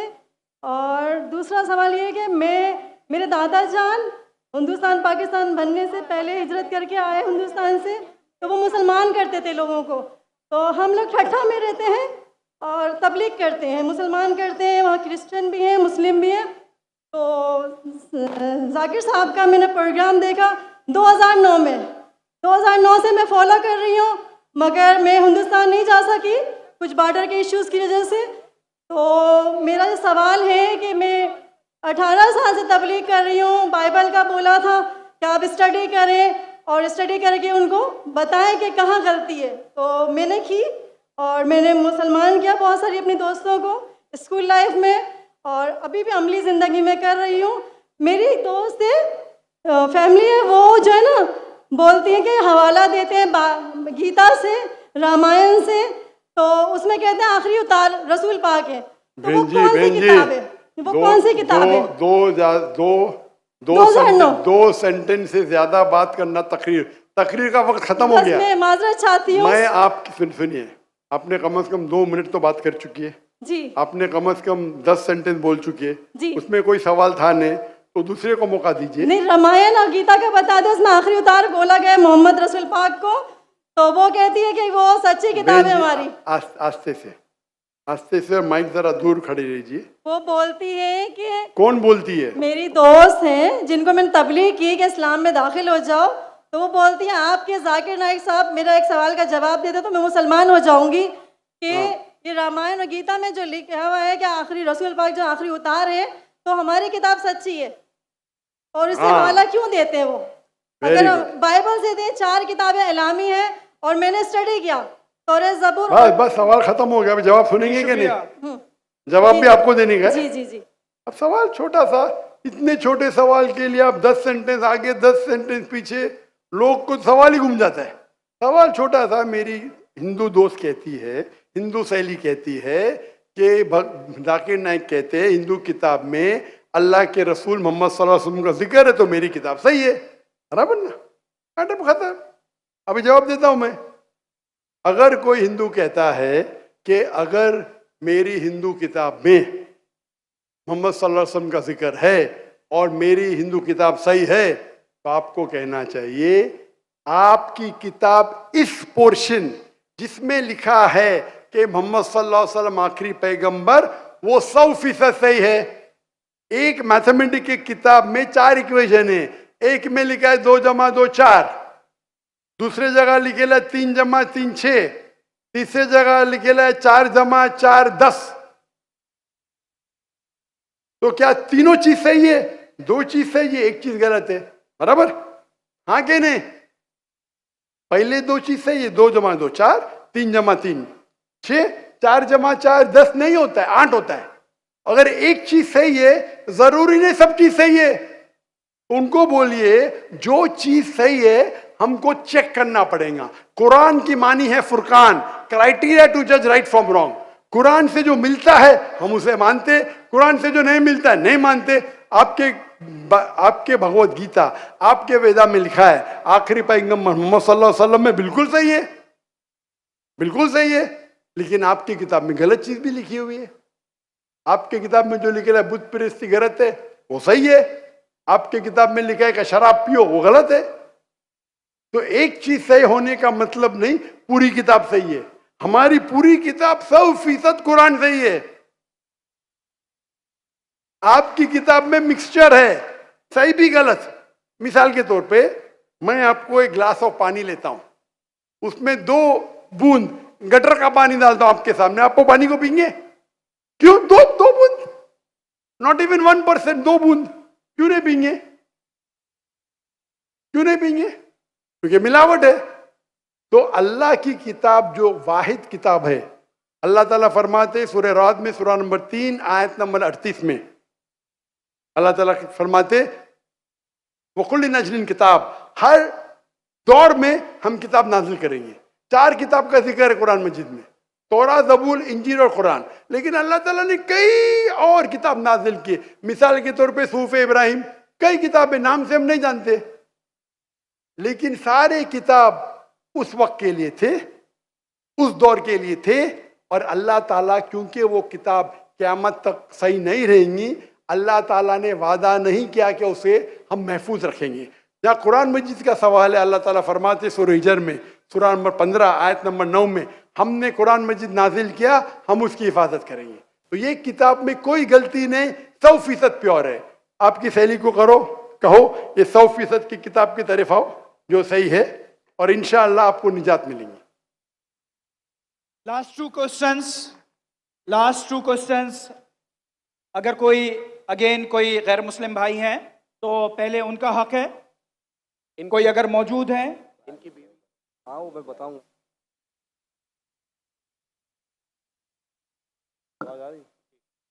सर ये मेरा सवाल है कि अपना नाम बताइए, अपना प्रोफेशन बताइए।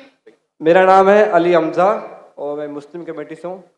मैंने एक लड़की से शादी की थी, हिंदू लड़की से, मुस्लिम करके। अलबत्ता उससे एक मेरी बेटी पैदा हुई, तो अब वो मुझसे डिवोर्स मांगती हैं और वो बच्ची भी मांगती हैं। और वो कहती हैं कि इस बेटी को मैं साथ ले जाऊंगी और अपने मज़हब में कन्वर्ट दोबारा होना चाहती हूँ। अगर मैं बच्ची दे देता हूँ और वो अपने मज़हब में कन्वर्ट हो जाती है तो क्या मुझे गुनाह मिलेगा या नहीं मिलेगा? मतलब यही सवाल है। भाई साहब ने पूछा कि मैंने एक हिंदू लड़की से शादी की, फिर कहा कि शादी करने के पहले कन्वर्ट कर लिया। ये कहा एक बच्ची पैदा हो गया, अभी डिवोर्स चाहती है 1 साल बाद, और वो मेरी बच्ची को लेके आना चाहती, तो मैं क्या इसकी जिम्मेदारी मेरी है? पहले ये पूछना चाहता है अपने कन्वर्ट सही तरीके से किया, गलत तरीके से किया? सर कन्वर्ट पहले किया, पहले मुस्लिम किया कराची बनौरी टाउन से। कन्वर्ट जो किए अपने, मैं कहता हूँ रिवर्ट, सही तरीके से किए या गलत तरीके से, मैं नहीं जानता हूँ। सही तरीका मतलब सही तालीमात दी कुरान मजीद की, वो असल में कुरान से मुतासिर हुए कि आपसे, आपका नाम क्या है? अली हमजा। अली हमजा। हो सकता है वो अली हमजा के इश्क में कन्वर्ट हो गई, बराबर ना?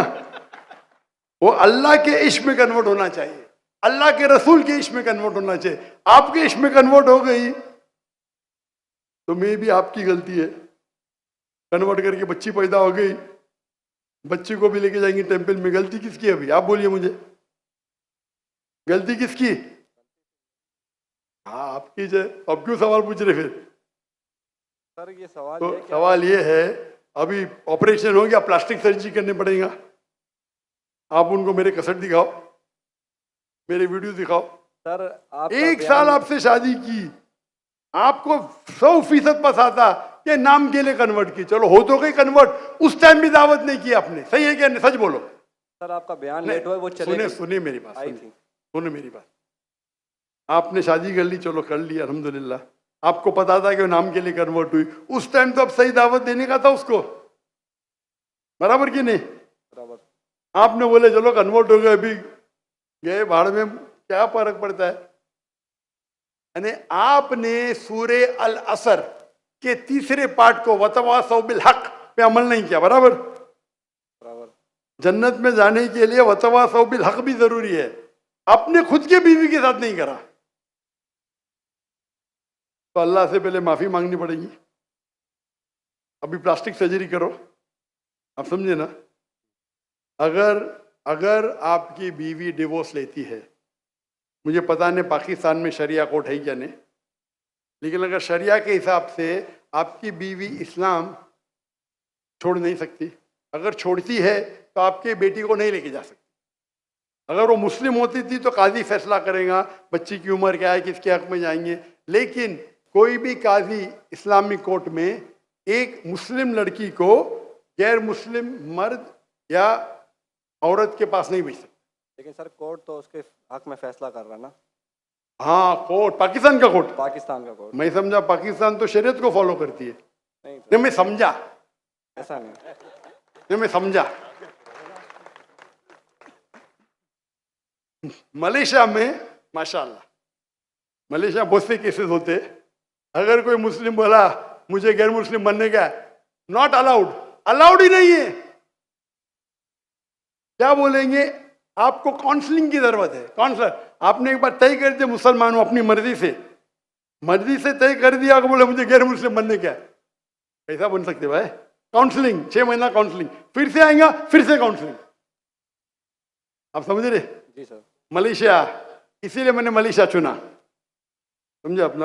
आप कह रहे का इधर वो हिंदू मुस्लिम बन गए, मुस्लिम से फिर से हिंदू बन गए, और कोर्ट ने फैसला दिया कि तो Republic, Islamic Republic of Pakistan कैसा हुआ फिर ये? माफ करना,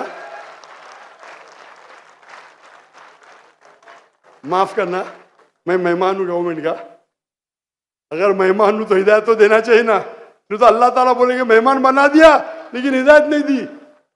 कुछ हिदायत होती है अकेला देना, जो मैं मिल चुका हूं माशाअल्लाह, अकेला दे चुका हूं, अकेले में बेस्ट है। पब्लिक में सवाल है, बोलना ही पड़ेगा। इस्लामिक अगर है, नाम का है तो छोड़ो, काम का है तो इस्लाम के अंदर इजाजत है ही नहीं। इस्लाम में मुस्लिम बन गए, अपने मर्जी से बने, अपने बंदूक तो नहीं रखा ना उसके सिर पे, बंदूक रखा तो फिर कैंसिल हो सकता है।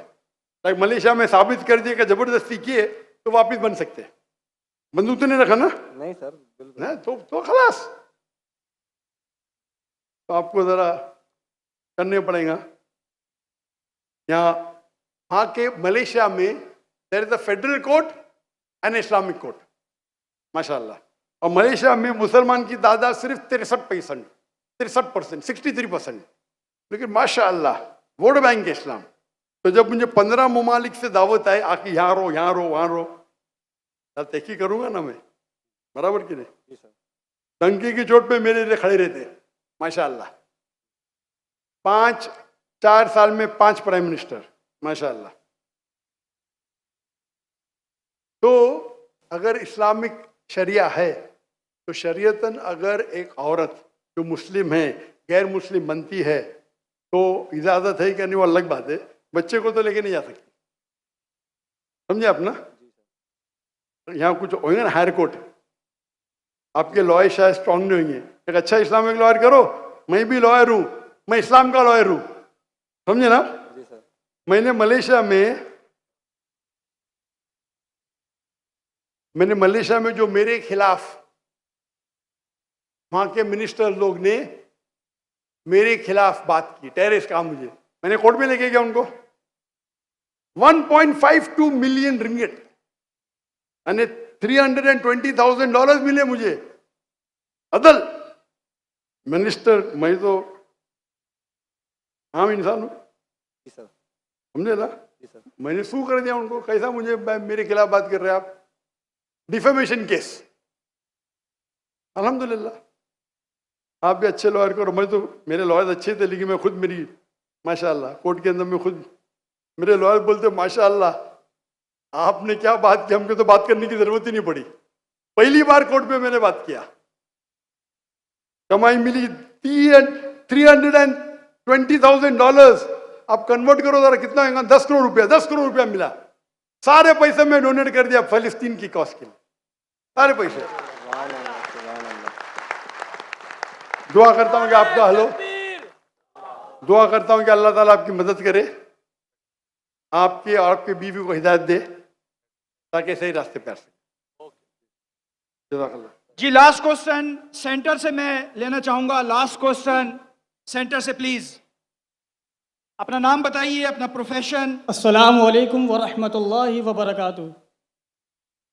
मेरा नाम नुमानुल्लाह है, अपना परफ्यूम बिजनेस है मेरा अल्हम्दुलिल्लाह, और मेडिकल फार्मेसी में भी जॉब करता हूँ।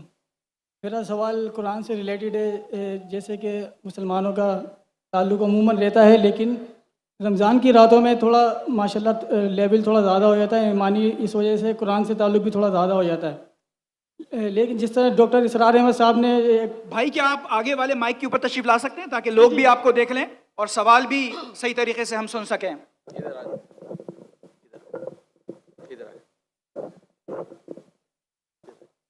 अस्सलाम वालेकुम, मेरा नाम नुमानुल्लाह है, मैं अपना परफ्यूम बिज़नेस करता हूँ और अल मदीना इस्लामिक रिसर्च सेंटर का स्टूडेंट भी हूँ। तो मेरा सवाल ये है कि रमज़ान की रातों में मुसलमानों का ईमानी लेवल थोड़ा ज़्यादा होता है, जिस तरह डॉक्टर इसरार अहमद साहब ने काम को जारी रखा था कि मुसलमानों को कुरान से जोड़ने के लिए। तो मेरा ताल्लुक़ वैसे अहले हदीस से है, मकतब अहले हदीस से अल्हम्दुलिल्लाह। तो अब मैंने जो विज़िट करा है और जो मेरा ताल्लुक़ भी रहता है इस हवाले से कि कुरान से जोड़ने के हवाले से मेरी मुलाकातें भी होती रहती हैं उनसे।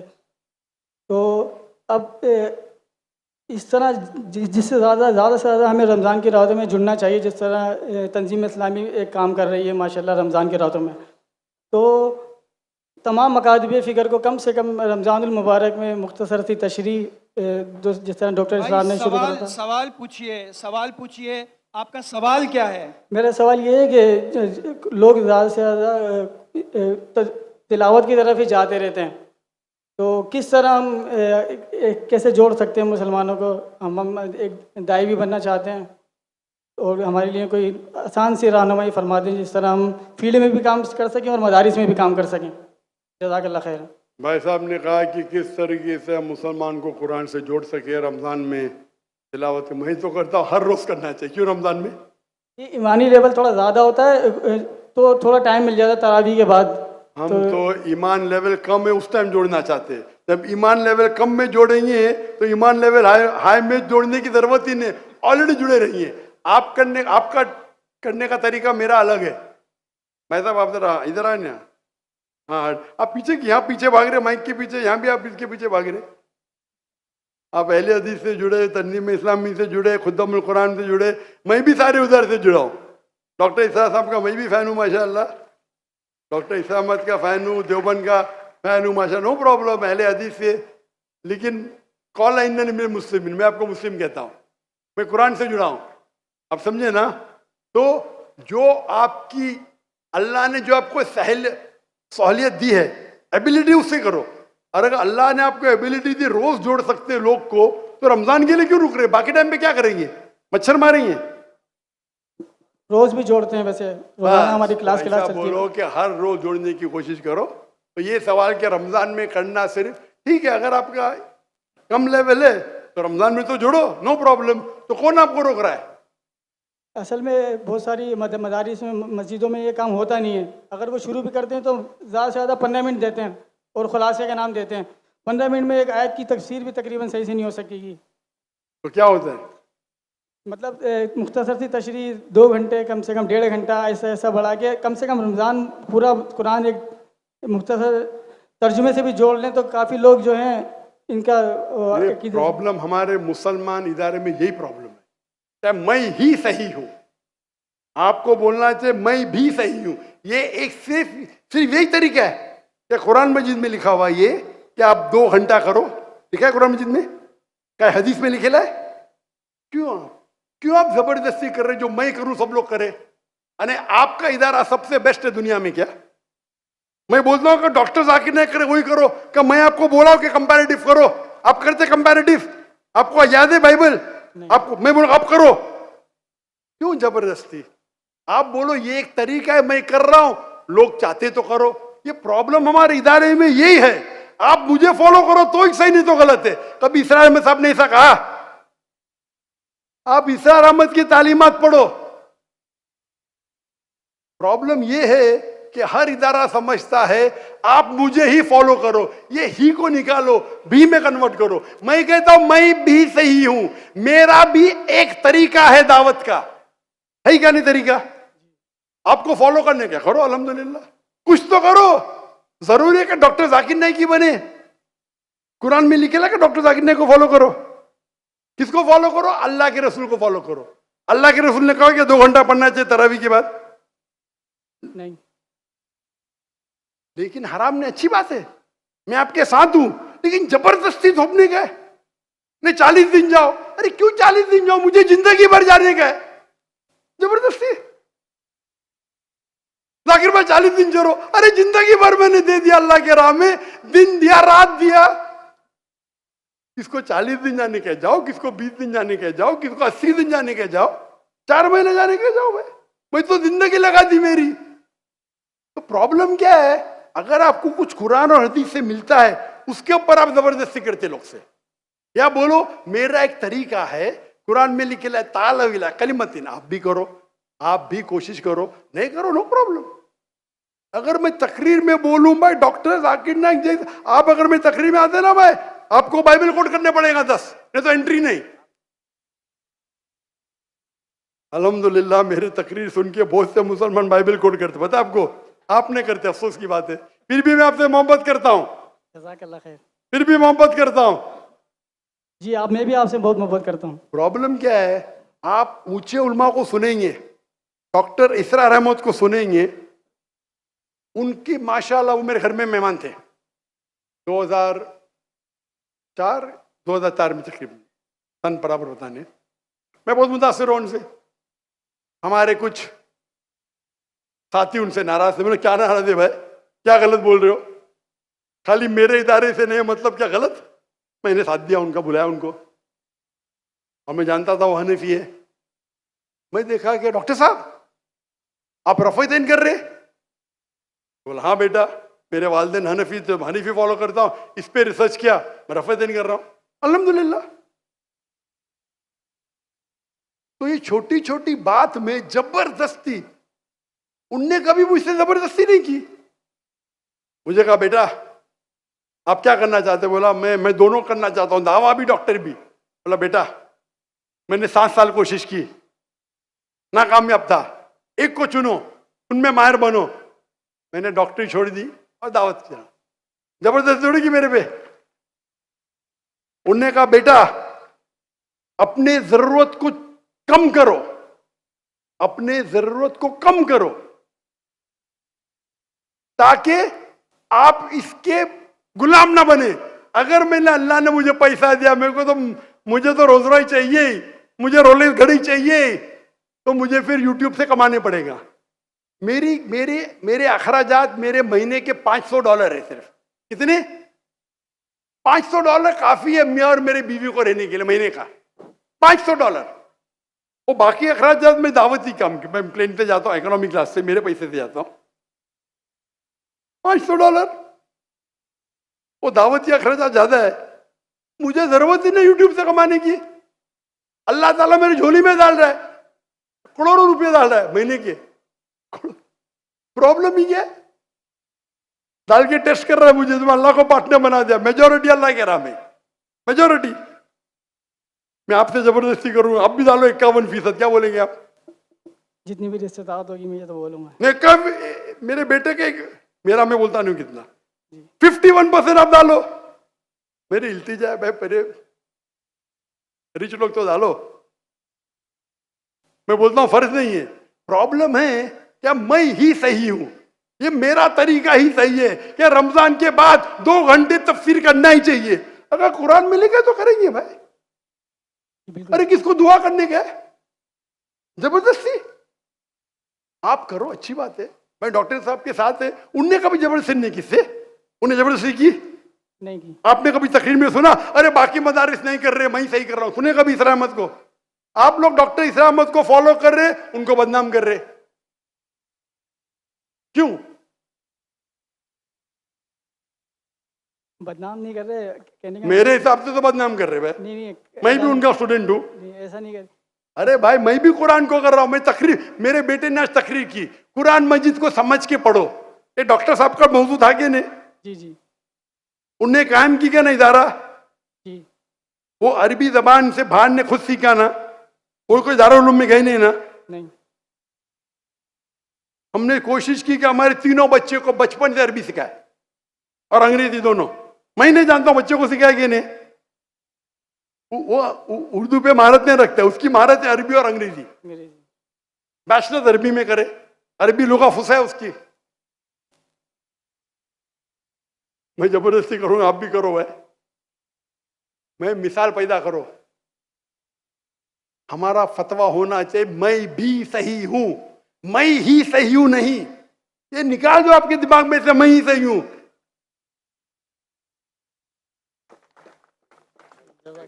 जज़ाकल्लाह खैरन सर।